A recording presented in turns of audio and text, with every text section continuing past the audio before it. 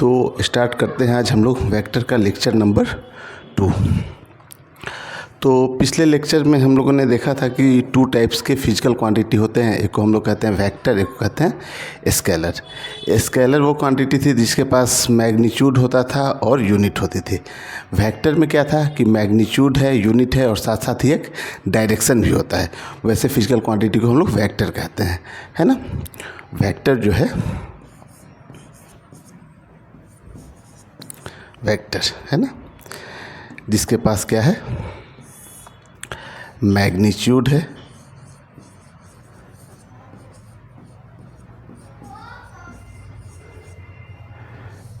Unit है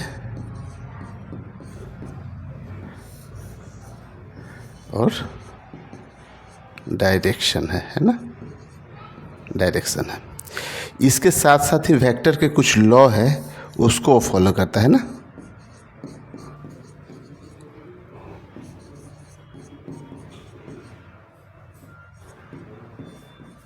vector के कुछ लॉ हैं, उसको फॉलो करता है। इसको हम लोग कहते हैं वेक्टर क्वांटिटी, है ना। तो अब बात है मैग्नीट्यूड। तो जैसे आप समझिए कि फोर्स एक वेक्टर क्वांटिटी है। तो जैसे एक ब्लॉक है ना, इस पे एक फोर्स लग रहा है इस डायरेक्शन में। तो फोर्स के लिए जैसे इस फोर्स का मैग्नीट्यूड कुछ ले लेते हैं हम लोग, 10 न्यूटन फोर्स है ना। तो यहाँ पे देखिए, तो ये जो 10 है ना, ये जो 10 है ना, 10, ये 10 क्या होता है, 10 जो है ये मैग्नीट्यूड है, ये 10 जो है ये मैग्नीट्यूड है और जो न्यूटन लिखा हुआ है ना, ये इसकी यूनिट है ना। लेकिन इसके साथ साथ आप और एक चीज़ देखिए कि वेक्टर में एक डायरेक्शन बताया गया है कि फोर्स जो लग रहा है ना, वो किसी एक पर्टिकुलर डायरेक्शन में लग रहा है। इधर लग रहा है फोर्स या इधर लग रहा है, तो एक डायरेक्शन बताना पड़ता है कि फोर्स जो लग रहा है, इतने न्यूटन का फोर्स लग रहा है और किस डायरेक्शन में लग रहा है, ठीक है ना। तो जब तक आप डायरेक्शन नहीं बताएंगे तब तक ये नहीं पता पड़ेगा कि ये फोर्स जो है ना, कि ये किधर लग रहा है ना। तो देखिए, तो आगे बढ़ते हैं इसमें। जैसे कुछ फिजिकल क्वांटिटी, एक तो आपको समझ में आ रहा है कि ये जो फोर्स है ना, फोर्स जो है ये एक वेक्टर क्वांटिटी है। इस तरीके से बहुत सारे फिजिकल क्वांटिटी हैं जो कि वेक्टर हैं। जैसे कुछ एग्जांपल हम लोग ले लेते हैं, बता देते हैं। जैसे फोर्स है ना, फोर्स है, एक्सेलरेशन है, डिस्प्लेसमेंट है,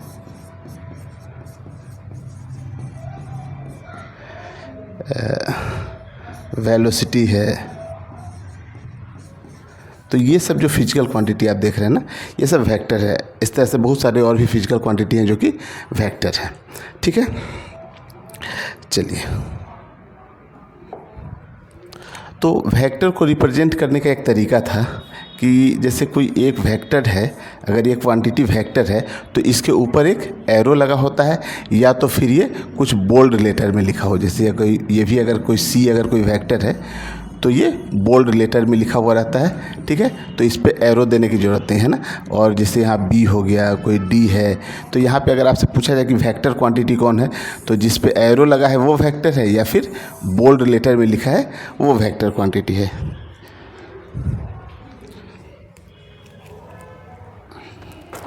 ठीक है। तो वेक्टर को रिप्रेजेंट करने का 2 तरीका था, या तो उसको हम लोग बोल्ड लेटर में लिखते थे या उसके ऊपर एक एरो लगा देते थे, है ना। तो ये वेक्टर को रिप्रेजेंट करने का तरीका था। अब देखिए,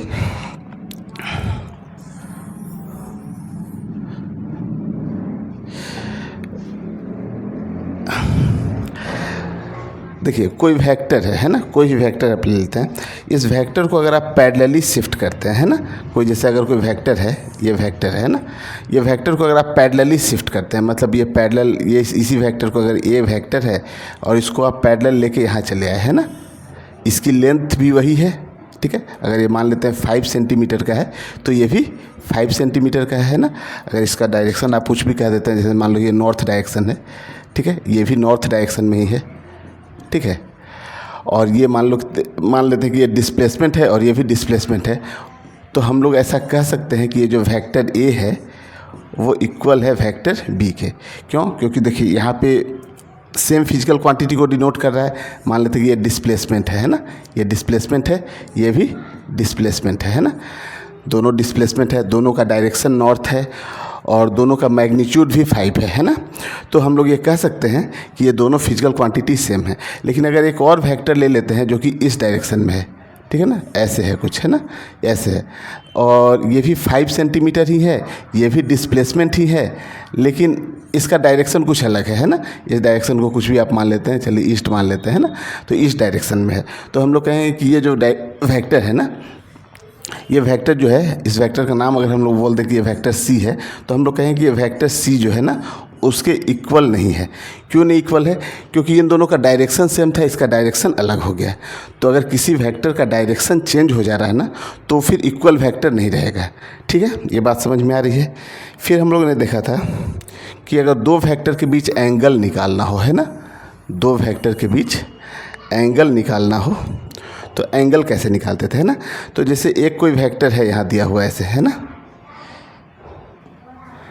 एक वेक्टर कुछ ऐसे दिया हुआ है और दूसरा वेक्टर कुछ ऐसे दिया है ना। तो इन दोनों वेक्टर के बीच का एंगल अगर निकालना हो तो हम लोग क्या करते थे कि इस वेक्टर को पैरेलली शिफ्ट करते थे, है ना, क्योंकि पैरेलल शिफ्ट करने से वेक्टर चेंज नहीं होता है ना। पैरेलल शिफ्ट करने से देखिए, इस वेक्टर को आप पैरेलल ऐसे ले जाइए, इधर ले जाइए, ठीक है, या इसी लाइन में आगे या पीछे एक्सटेंड कीजिए इस वेक्टर को, तो चेंज नहीं होता है ना। लेकिन इसको अगर किसी एंगल से रोटेट करा देते हैं ना तो वेक्टर चेंज हो रहा है, क्योंकि डायरेक्शन चेंज हो रहा है। तो जैसे हम लोग को इन दोनों वेक्टर के बीच अगर एंगल निकालना है, मान लेते हैं कि एक वेक्टर ये ए है और ये वेक्टर बी है, और इन दोनों वेक्टर के बीच एंगल निकालना है, तो हम लोग क्या करते थे कि इस वेक्टर को पैरेलली हम लोग लेके आते थे, है ना, और इस वेक्टर को पैरेलली यहाँ से लेके यहाँ आ जाते थे ना। तो ये वेक्टर अगर इस वेक्टर के पैरेलल है, ठीक है, तो ये अब दोनों वेक्टर का टेल यहाँ पे ज्वाइंट हो गया, तो ये जो एंगल थीटा होता है ना, इसी को हम लोग कहते हैं दोनों वेक्टर के बीच का एंगल, है ना। दोनों वेक्टर के बीच का एंगल कितना होगा, इसके लिए दोनों वेक्टर का टेल मिला हुआ होना चाहिए, या तो फिर हेड भी मिला हो सकता था। जैसे इस वेक्टर को आप लेके आते और यहाँ जोड़ देते ऐसे, है ना, इसको ऐसे पैरेलली लाते और यहाँ ले आते, ठीक है। तो ये तो दोनों का जो हेड मिल रहा है ना, तो इस एंगल को भी आप कहिएगा कि ये दोनों वेक्टर के बीच का एंगल है, दोनों एंगल सेम ही होगा, है ना। तो दो वेक्टर के बीच एंगल कितना होता है ये हम लोग देख चुके थे, है ना। अब हम लोग देखते हैं कि दो वेक्टर का जो रिजल्टेंट होता है ना वो क्या होता है, और रिजल्टेंट को ही हम लोग कहते हैं एडिशन ऑफ टू वेक्टर, है ना। तो उसको समझिए आप कुछ इस तरीके से।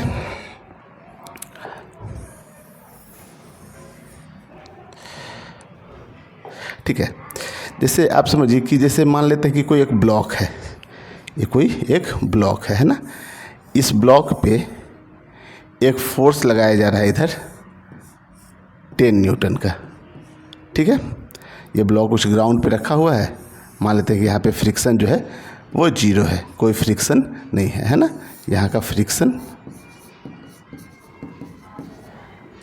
0 ले लेते हैं अभी, ठीक है, ठीक है। अब इस ब्लॉक पे हम 10 न्यूटन का फोर्स लगा रहे हैं इधर। इसी डायरेक्शन में एक और फोर्स हम लगा दिए यहाँ पे, एक और फोर्स लगा रहे हैं इसी डायरेक्शन में, सेम डायरेक्शन में, है ना। इसी डायरेक्शन में एक 8 न्यूटन का और फोर्स लगा दिए, ठीक है।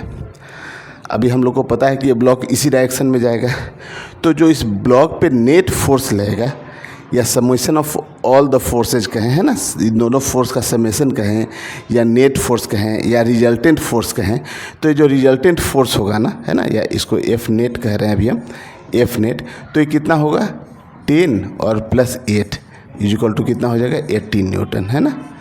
तो ये बात हम लोग को समझ में आती है कि अगर किसी ब्लॉक पे एक ही डायरेक्शन में दो फोर्स लग रहा है ना, तो इन दोनों फोर्स का जो रिजल्टेंट होगा ना उन दोनों के समेशन के बराबर होगा, और इसको सिंपल जो हम लोग अलजेब्रा में समेशन करते हैं उस तरीके से कर सकते हैं, ठीक है। अब इसी में अब क्या करते हैं कि एक और फोर्स लगा देते हैं इसके अपोजिट डायरेक्शन में, इधर ये लगा देते हैं इधर 6 न्यूटन का। अब आपसे पूछा जाए कि इसका नेट फोर्स कितना होगा, तो आप क्या बोलेंगे कि ये दोनों फोर्स जो है इस डायरेक्शन में लग रहा है ना, तो 18 न्यूटन लग रहा है इस डायरेक्शन में, और अपोजिट डायरेक्शन में कितना लग रहा है 6 न्यूटन लग रहा है ना। तो आप क्या बोलेंगे कि इस 18 में से 6 को माइनस कर देते हैं तो 12 न्यूटन होगा, है ना। और 12 न्यूटन का जो फोर्स लगेगा ना इसके अपोजिट डायरेक्शन, 12 न्यूटन का जो फोर्स लगेगा, इधर का फोर्स ज़्यादा है तो इस डायरेक्शन में 12 न्यूटन का फोर्स लगेगा। ये समझ में आ रहा है, ठीक है। तो ये तो हम लोग बिना किसी वेक्टर को पढ़े हुए भी बता देते हैं कि ठीक है कि अगर दोनों सेम डायरेक्शन में लग रहा है तो दोनों फोर्स ऐड होकर 18 हो गया, कुछ फोर्स इधर लग रहा है कुछ फोर्स इधर लग रहा है, तो जिधर का फोर्स ज़्यादा होगा उस डायरेक्शन में ब्लॉक जाएगा। तो 10 + 8 = 18 इधर लग रहा है, 6 पीछे की ओर लग रहा है, तो नेट फोर्स 18 - 6 कर दिए तो 12 न्यूटन इधर लग रहा है। तो ये सब चीज़ तो हम लोग को समझ में आ जाती है, लेकिन दिक्कत कहाँ होती है,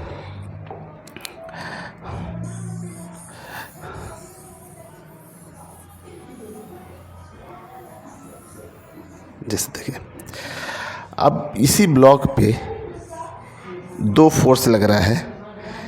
एक फोर्स जो लग रहा है ना वो कुछ इस डायरेक्शन में लग रहा है, और जो दूसरा फोर्स लग रहा है ना वो कुछ इस डायरेक्शन में लग रहा है ना।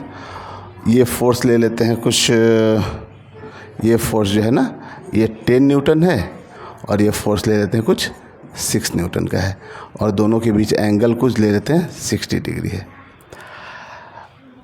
अब इन दोनों का नेट फोर्स कितना होगा और ये ब्लॉक किस डायरेक्शन में मूव करेगा, है ना। तो देखिए इतना तो हम लोग को समझ में आ रहा है कि एक फोर्स ऐसे लग रहा है, एक फोर्स इधर खींच रहा है, तो ये ब्लॉक जो है ना वो कुछ ऐसे जाएगा। तो इसका रिजल्टेंट फोर्स जो होगा ना, एफ रिजल्टेंट जो होगा, है ना, इसका जो रिजल्टेंट फोर्स होगा ये तो हम लोग को समझ में आ रहा है कि एफ नेट कुछ इसी डायरेक्शन में लगेगा। लेकिन इस एफ नेट का मैग्नीट्यूड कितना होगा, और साथ ही साथ इसका जो एफ नेट का डायरेक्शन होगा ना वो कितना होगा, ये हम लोग को बताना होगा, है ना। तो देखिए ये तो फोर्स हम लोग बता रहे हैं, जैसे ये बता रहे हैं कि अगर 10 न्यूटन का हॉरिजॉन्टल है और 6 न्यूटन का जो फोर्स लग रहा है ना वो हॉरिजॉन्टल से 60 डिग्री के एंगल पे है ना। तो ये दोनों फोर्स का डायरेक्शन तो हम लोग को समझ में आ रहा है, लेकिन ये जो रिजल्टेंट है ना, ये रिजल्टेंट है वो ये एंगल जो बना रहा है, मान लेते हैं कि ये 10 न्यूटन वाले फोर्स से, ठीक है, ये एंगल कुछ अल्फ़ा मान ले, तो ये अल्फ़ा एंगल कितना होगा, जिससे आपको पता लगे कि हॉरिजॉन्टल से कितने एंगल पे ये ब्लॉक मूव करेगा, है ना। तो ये एंगल निकालना होगा, और ये एफ नेट जो फोर्स जो रिजल्टेंट फोर्स हो रहा है ना ये कितना होगा ये निकालना है हम लोग को, ठीक है। तो अब देखिए हम लोग इस चीज़ को समझते हैं कि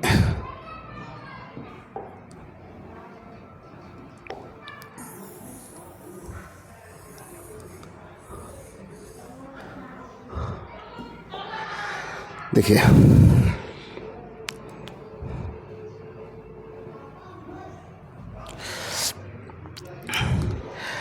अभी इसमें हुआ था क्या, जैसे पहला जो हम लोग एग्जांपल लिए थे कि एक ब्लॉक था, इस ब्लॉक पे इधर 10 न्यूटन का फोर्स लग रहा है और इधर ही 8 न्यूटन का फोर्स लग रहा था, है ना।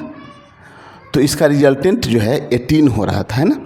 तो देखिए 18 होता कैसे है ना इसका, तो जैसे आप 10 न्यूटन को मान लीजिए कि एक वेक्टर ये है A, और 8 न्यूटन को मान लीजिए कि एक वेक्टर है B, है ना।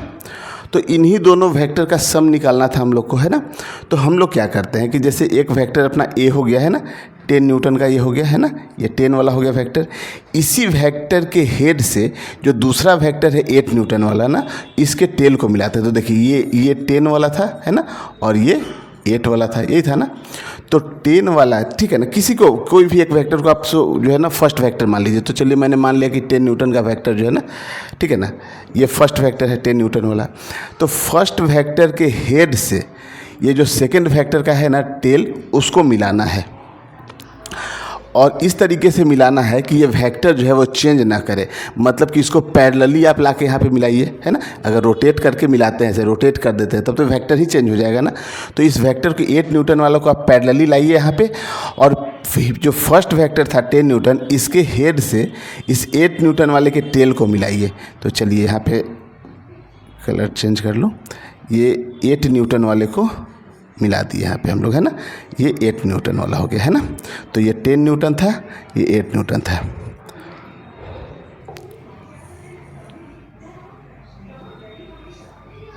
ठीक है, तो देखिए, तो सबसे पहले हम लोग क्या किए कि पहले 10 न्यूटन वाला फोर्स लिए, है ना, इसके हेड से 8 न्यूटन वाले फोर्स का टेल मिलाए। अब ये वेक्टर का जो इनिशियल वेक्टर, जो फर्स्ट वेक्टर है, उसका टेल, है ना, रिजल्टेंट कैसे बताते हैं हम लोग कि जो फर्स्ट वेक्टर है ना, जो फर्स्ट वेक्टर है इनिशियल वेक्टर, इसका टेल और जो फाइनल वेक्टर है उसका हेड है ना, जो दूसरा वेक्टर है उसका हेड, इसको मिलाने वाली जो लाइन होती है ना, ये इसी को हम लोग कहते हैं रिजल्टेंट वेक्टर है ना। एफ नेट यही हो जाएगा, ठीक है ना। तो देखिए ये लेंथ 10 थी, ये 8 थी, तो टोटल कितना हो जाएगा 18, तो ये 18 न्यूटन हो जाता है। ये समझ में आ रहा है ना। पहले वेक्टर को लिए, इसके हेड से दूसरे वेक्टर के टेल को मिलाए, ठीक है। तो दूसरा वेक्टर का देखिए टेल यहाँ आ गया, तो हेड कुछ आगे चला गया, और पहला वेक्टर का टेल और दूसरे वेक्टर का हेड, इसको जो मिलाने वाली लाइन है ना। अच्छा, डायरेक्शन कैसे लेते हैं हम लोग, तो पहला वेक्टर के टेल से आप चलिए और दूसरे वेक्टर के हेड तक जाइए, है ना। तो ये जो डायरेक्शन हो गया इधर जाने का, वही डायरेक्शन है रिजल्टेंट फोर्स का, है ना, नेट फोर्स का, ठीक है ना। और इसकी लेंथ कितनी हो गई, तो 10 + 8 = 18। अब इसी तरीके से आप सेकेंड वाला समझिए, है ना। जो ये दिया गया था कि अगर मान लेते हैं, आप ऐसे समझिए कि इस एक ब्लॉक है, इस पे इधर लगा रहे हैं हम लोग 10 न्यूटन का फोर्स और अपोजिट डायरेक्शन में लगा रहे हैं 6 न्यूटन का फोर्स, है ना, ठीक है। अब हम लोग को पूछा गया है कि यहाँ पे नेट फोर्स कितना होगा, तो इसी प्रोसेस को फिर से अपनाते हैं हम लोग, है ना। तो देखिए 10 न्यूटन का ले लिए पहले, तो 10 न्यूटन है ना, ये 10 न्यूटन वाला फोर्स हो गया। तो 10 न्यूटन के फोर्स जो है, 10 का जो हेड आया है ना, हेड है, उससे हम लोग को क्या करना रहता है, ये 6 वाले का टेल मिलाना है ना। तो 6 वाले का टेल, और इसको पैरेलली ला के यहाँ रखते हैं, तो 6 वाले का टेल देखिए यहाँ पे हम लोग मिला रहे हैं, है ना। तो 6 न्यूटन का टेल है ना, तो ये 6 न्यूटन का टेल यहाँ हो गया, और ये अपोजिट डायरेक्शन में ऐसे, तो ये 6 वाला यहाँ तक आ गया, है ना। तो ये 6 है और नीचे वाला 10 था।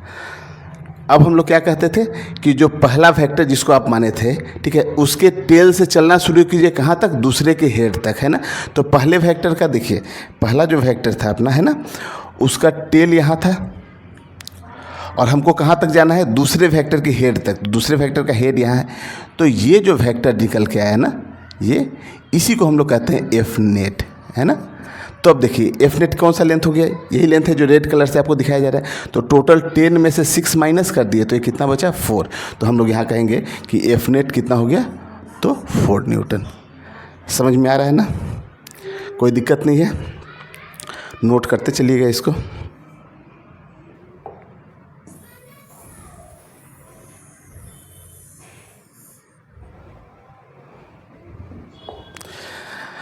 चलिए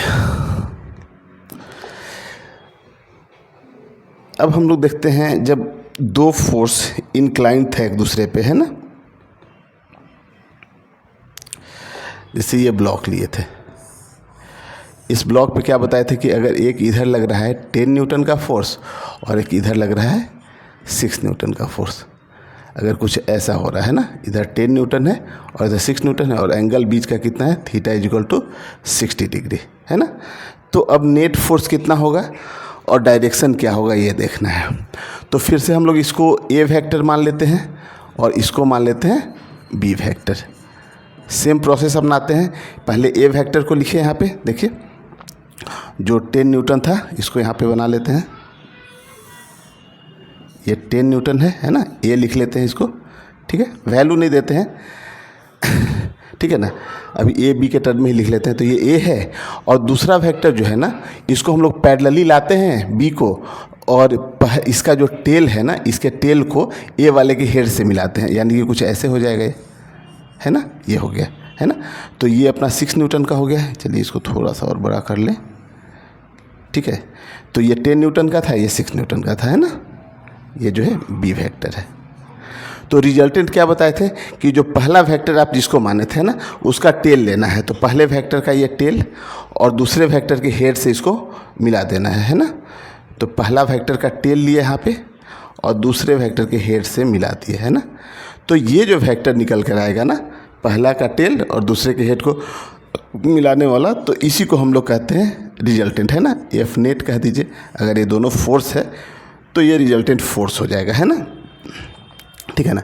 तो एफ नेट निकालने का तरीका समझ में है कि पहले वेक्टर के टेल को मिलाए, टेल से लिए और दूसरे वेक्टर के हेड तक गए, और ये लेंथ होगी, ठीक है ना, जितनी भी लेंथ होगी, ये लेंथ जो होगी वो रिजल्टेंट फोर्स होगा, नेट फोर्स होगा, ठीक है ना।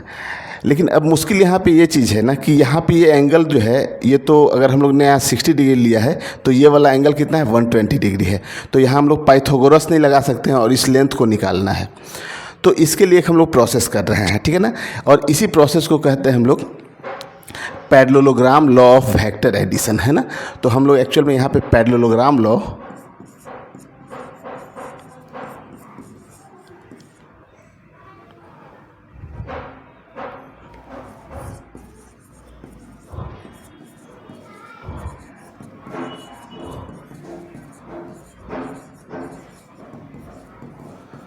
Parallelogram law of vector addition, इसी चीज़ को हम लोग समझने वाले हैं यहाँ पे, ठीक है। तो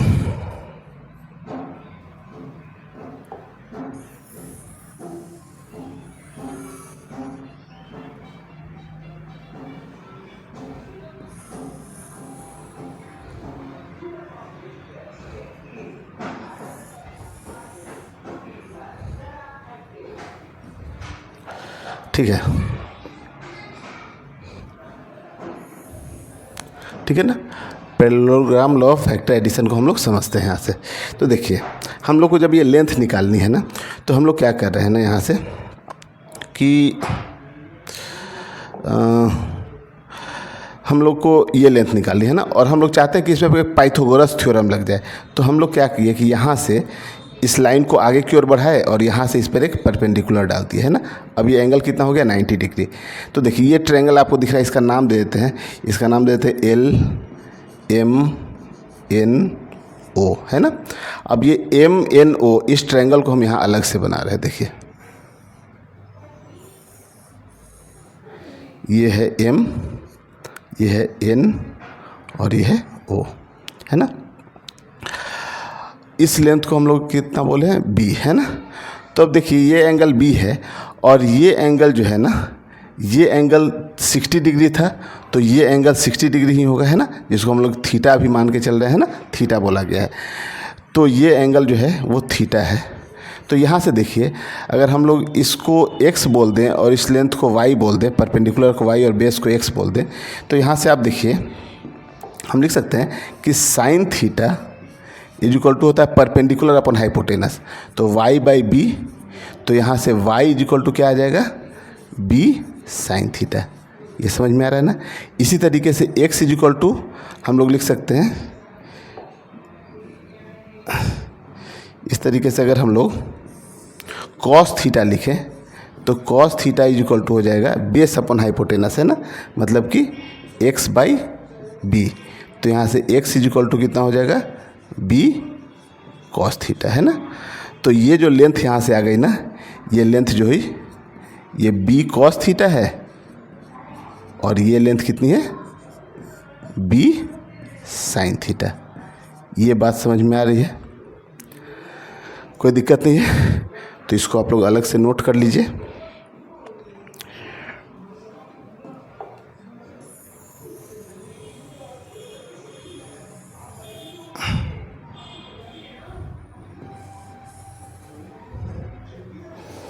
चलिए अब देखिए, अब हम लोग के पास देखिए तो एक राइट एंगल ट्रायंगल बन गया है यहाँ पे, है ना। अब हम लोग के पास एक राइट एंगल ट्रायंगल है ना। तो इस राइट एंगल ट्रायंगल को हम लोग यहाँ पे अलग से देखिए बना दे रहे हैं यहाँ पे। तो देखिए ये लेंथ कितनी है, पहले से ये a थी और ये b कॉस थीटा है। तो इसको हम लोग ऐसा लिख सकते हैं कि a plus b cos theta, और ये जो परपेंडिकुलर वाली लेंथ है वो कितनी हो गई, b साइन थीटा। ये समझ में आ रहा है, ठीक है ना। और हम लोग को यही तो लेंथ चाहिए, है ना। ये लेंथ जो है जिसको हम लोग f नेट बोल रहे हैं ना, f नेट बोल रहे हैं ना, और यही f नेट तो चाहिए। तो यहाँ से f नेट हम लोग बोल सकते हैं, यहाँ से पाइथागोरस थ्योरम लगा लें, परपेंडिकुलर मालूम है, बेस मालूम है ना। तो अंडर रूट में कितना हो जाएगा यहाँ से, b साइन थीटा का स्क्वायर और plus a plus b cos theta का स्क्वायर, है ना। तो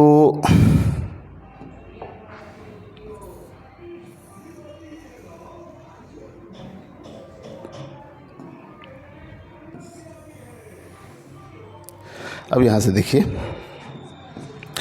तो इसको हम लोग लिख सकते हैं यहाँ पे, देखिए b square sine square theta, ठीक है, b square sine square theta. और इसको अगर हम लोग ए प्लस बी के होल स्क्वायर में खोल लें तो a square plus b square cos square theta और प्लस 2ab कॉस थीटा, ठीक है। तो अब यहाँ से आप देखिए, तो यहाँ पे देखिए ए स्क्वायर है, इसको पहले लिख लिए a square, b square sine square theta है और b square cos square theta है। इसमें से अगर बी स्क्वायर अगर हम लोग कॉमन ले लें, ठीक है, तो sign square theta plus cos square theta आएगा। और हम लोग जानते हैं कि sign square theta plus cos square theta कितना होता है, 1 होता है। चलिए अभी लिख लेते हैं, साइन स्क्वायर थीटा और प्लस कॉस स्क्वायर थीटा, है ना, और प्लस का क्या है 2ab कॉस थीटा, है ना। तो हम लोग जानते हैं कि sign square theta plus cos square theta 1 होता है। तो यहाँ से ये क्या रह जाएगा, केवल बी स्क्वायर रह जाएगा। तो ये कितना आ गया देखिए, तो a square plus b square और प्लस 2ab कॉस थीटा, है ना। तो ये एफ नेट का फॉर्मूला बन गया, है ना।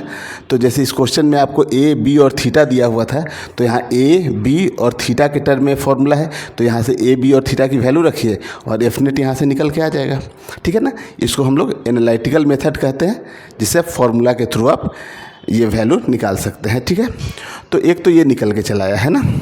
अब इसमें देखिए हम लोग क्या बताया था कि अगर इसका जो नेट फोर्स तो इधर की ओर है, लेकिन जो नेट फोर्स जो है ना वो एंगल कितना बना रहा है ना, जो नेट फोर्स है उसका डायरेक्शन क्या है। तो देखिए डायरेक्शन जो होगा वो इस एंगल को हम लोग अल्फ़ा बोल दें अगर, तो यही एंगल अल्फ़ा है, यहाँ से आ रहा है समझ में ना। तो डायरेक्शन के लिए देखिए हम लोग ऐसे लिख सकते हैं यहाँ से कि tan alpha is equal to perpendicular by base, है ना। तो परपेंडिकुलर कितना है, b साइन थीटा और upon a plus b cos theta. समझ में आ रहा है चीज़। तो अगर जैसे आप मान लीजिए समझिए कि अगर इसकी वैल्यू आप निकालें और कुछ वैल्यू इसकी निकल के आ गई √3, है ना, इसकी वैल्यू आ गई √3, तो आप क्या बोलिए कि अल्फ़ा कितना है 60 डिग्री, इसकी वैल्यू आ गई निकल के 1, तो आप बोलिए कितना है अल्फ़ा 45 डिग्री है। इसकी वैल्यू निकल कर आ गई 1/√3, तो आप क्या बोलिएगा अल्फ़ा 30 डिग्री है, ठीक है। लेकिन अगर कुछ ऐसा वैल्यू आ रहा है ना,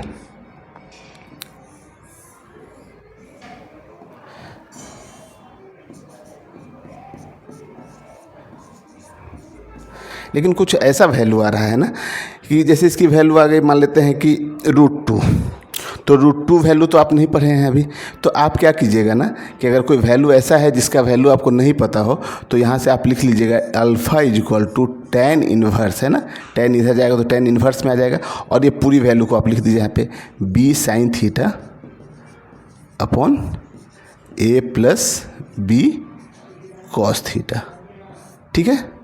तो ये डेरिवेशन होता है इसका, ठीक है। अब हम लोग के पास 2 फॉर्मूले आ गए हैं यहाँ पे, देखिए एक फार्मूला तो रिजल्टेंट का ये है, ठीक है, एक तो फार्मूला रिजल्टेंट का ये निकल कर आया, ठीक है ना।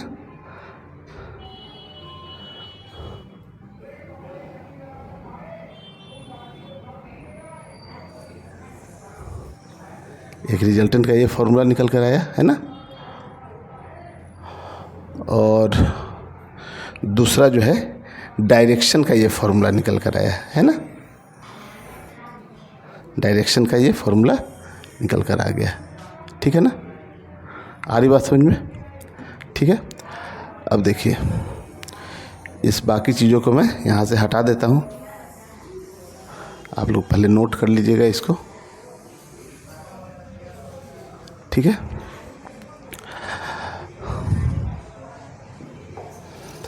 अब इस क्वेश्चन को सोल्व करते हैं हम लोग इसी फॉर्मूले से, है ना।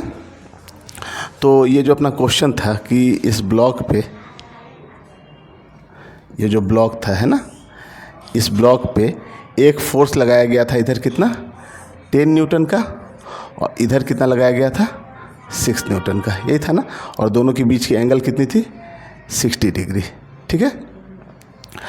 तो हम लोग को एफ रिजल्टेंट निकालना था, तो एफ नेट का फॉर्मूला अब हम लोग को पता है कि a square plus b square plus 2ab cos theta, मतलब कि 10 का स्क्वायर प्लस 6 का स्क्वायर प्लस 2 इंटू 10 इंटू 6 और कॉस 60 डिग्री, है ना। तो कॉस 60 की वैल्यू 1/2 होती है, तो इससे तो ये कैंसिल हो जाएगा, है ना। तो यहाँ से देखिए निकल कर वैल्यू कितना आया, तो 10 का स्क्वायर हो गया 100, 6 का स्क्वायर हो गया 36 और प्लस ये देखिए कितना हो गया 60, है ना। तो ये कितना निकल कर आ गया, ये वैल्यू 196, है ना। तो 196 शायद से 14 का होता है ना,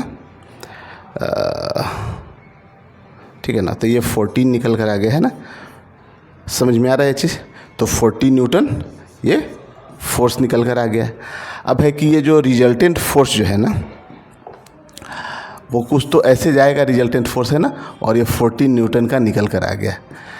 अब ये रिजल्टेंट फोर्स ये 10 वाले से कितना एंगल बना रहा है अल्फ़ा, तो ये अल्फ़ा निकालने के लिए भी आपके पास ये फॉर्मूला है, रिजल्टेंट का जो डायरेक्शन है उसके लिए।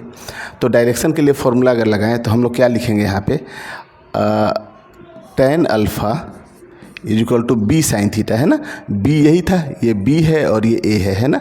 तो बी साइन थीटा, तो यानी कि 6 साइन 60 डिग्री अपॉन ए कितना है 10 प्लस 6 कॉस 60 डिग्री, है ना। तो देखिए 6 साइन 60, तो 6 इंटू √3/2, ठीक है, और अपॉन में कितना होगा 10 और प्लस 6 और इसकी वैल्यू कितनी होती है 1/2, है ना। तो ये 3 आ जाएगा यहाँ से, और इससे देखिए तो 2 3 टाइम्स में तो 3√3 अपॉन कितना आ गया 13, है ना। तो ऐसा तो कोई वैल्यू हम लोग को पता नहीं है, तो हम लोग लिखते हैं कि alpha is equal to tan inverse 3√3 upon 13। तो ये वैल्यू डायरेक्शन में निकल के आ गया, है ना। तो ये इसका रिजल्टेंट का मैग्नीट्यूड हुआ और ये डायरेक्शन आपको पता लग गया कि जो अल्फ़ा है ना, ये अल्फ़ा किस डायरेक्शन में है ना, ये रिजल्टेंट फोर्स किस डायरेक्शन में है, ठीक है ना। तो हम लोग बोलेंगे कि tan इनवर्स 3√3/13 ये ए से जो है ना एंटी क्लॉकवाइज डायरेक्शन में इतने एंगल पे है, कोई दिक्कत नहीं है, ठीक है। अब देखिए ये तो इस मेथड को हम लोग कहते हैं एनालिटिकल मेथड। एक इसका ग्राफिकल मेथड है जिसको हम लोग डायग्राम की हेल्प से देखते हैं। तो देखिए ये 40 न्यूटन आ रहा है, तो इस चीज़ को हम लोग देखते हैं अभी, है ना, ये 40 न्यूटन, ठीक है। तो इसको आप एक बार नोट कर लीजिएगा। चलिए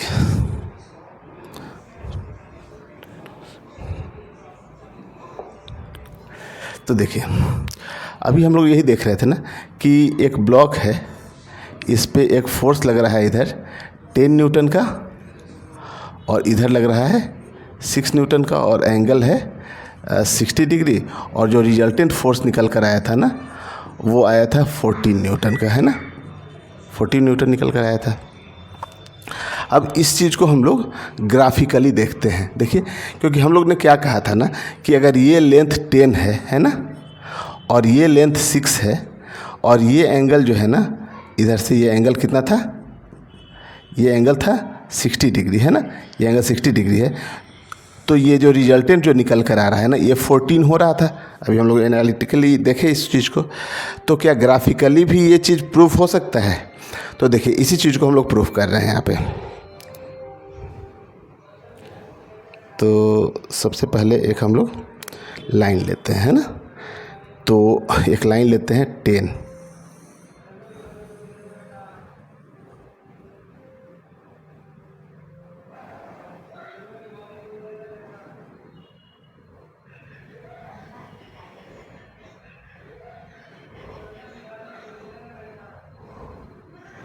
ठीक है, अप्रॉक्स 10 है, ठीक है, 99.8 आ रहा है, ठीक है। इसको हम लोग स्केल से एक बार स्ट्रेट कर लेते हैं ना।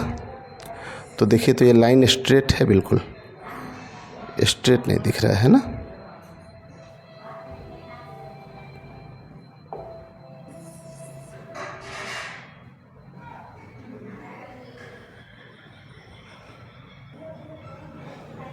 ठीक है,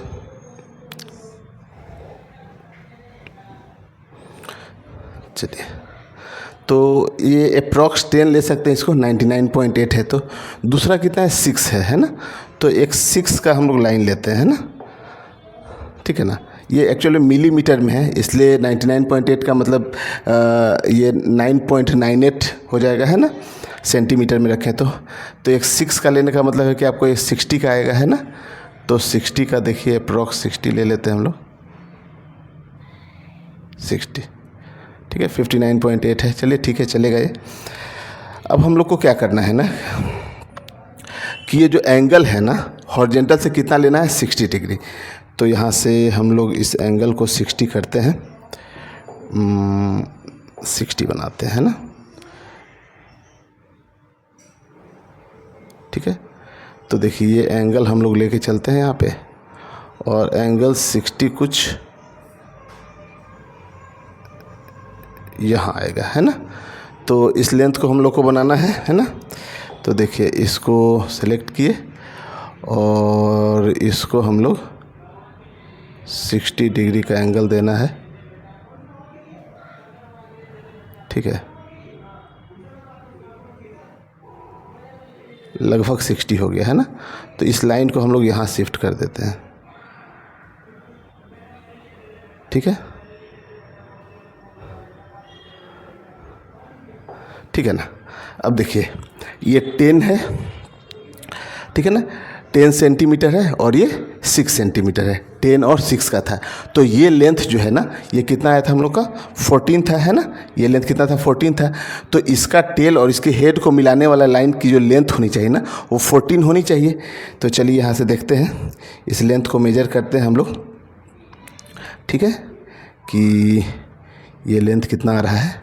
तो चलिए ये जो टेल है यहाँ से चले हम लोग और इसके हेड तक चले गए ये, ठीक है ना। चलिए तो देखिए 139 है ना, मतलब कि इसको हम लोग बोल सकते हैं 13.99, ठीक है ना, 13.99 आ रहा है इतना सेंटीमीटर। तो इसको अप्रॉक्स हम लोग 14 सेंटीमीटर ले सकते हैं, है ना। तो देखिए अगर हम लोगों ने ये 10 लिया, अप्रॉक्स 10 अगर रहता, ठीक है ना, ये अप्रॉक्स 10 है, ठीक है ना। तो अगर ये 10 है और ये 6 है तो पहले वेक्टर का जो हेड है उसके दूसरे वेक्टर के टेल को मिलाए तो इनिशियल का टेल और फाइनल वेक्टर का हेड, इसको मिलाने वाली जो लाइन है इसकी लेंथ 14 सेंटीमीटर आ गई, है ना। और यही रिजल्टेंट होता है। तो इस चीज़ को हम लोग ग्राफिकली भी देख रहे हैं और एनालिटिकली हम लोग फॉर्मूले से भी इस चीज़ को प्रूव कर चुके हैं, ठीक है ना। तो ये चीज़ समझ में आया। तो ऐसे होता क्या है कि जैसे कई सारे आपको और भी वेक्टर दिए हो, जैसे एक वेक्टर मान लेते हैं कि दिया है ए है ना, ये फर्स्ट वेक्टर है, ठीक है ना। दूसरे वेक्टर का टेल जो है ना पहले के हेड से मिलाइए, ये मान लेते हैं कुछ बी वेक्टर है, फिर कोई ऐसे सी वेक्टर है ना, फिर ऐसे कोई और ले लेते हैं डी वेक्टर है, ठीक है। तो इन चारों फोर्स का जो रिजल्टेंट होगा ना, ठीक है ना, ये फोर्स का रिजल्टेंट कैसे होगा, तो पहले वेक्टर के टेल को लीजिए और जो फाइनल वाला वेक्टर इसके हेड को मिलाइए और ये जो लेंथ निकल कर आएगी ना, ठीक है ना, यही इस चारों वेक्टर का जो है ना रिजल्टेंट होगा, है ना। समझ में आ रहा है। तो यही एफ नेट निकल कर आएगा आपको अगर ये चार अलग अलग फोर्स लग रहा है तो। आई बात समझ में ना, ठीक है। तो अगली क्लास में हम लोग कुछ और क्वेश्चन देखेंगे इसके रिजल्टेंट फोर्स वाले, ठीक है। उसके बाद हम लोग पढ़ेंगे जो कंपोनेंट निकालना होता है ना, एक फोर्स का कंपोनेंट होता है वो चीज़ क्या है, ठीक है, उसको समझेंगे। उसके बाद देखेंगे डॉट प्रोडक्ट और क्रॉस प्रोडक्ट, जो वेक्टर का दो तरह का प्रोडक्ट होता है, ठीक है। तो उसके बारे में हम लोग पढ़ेंगे। तो आज की क्लास यहीं तक रहने देते हैं।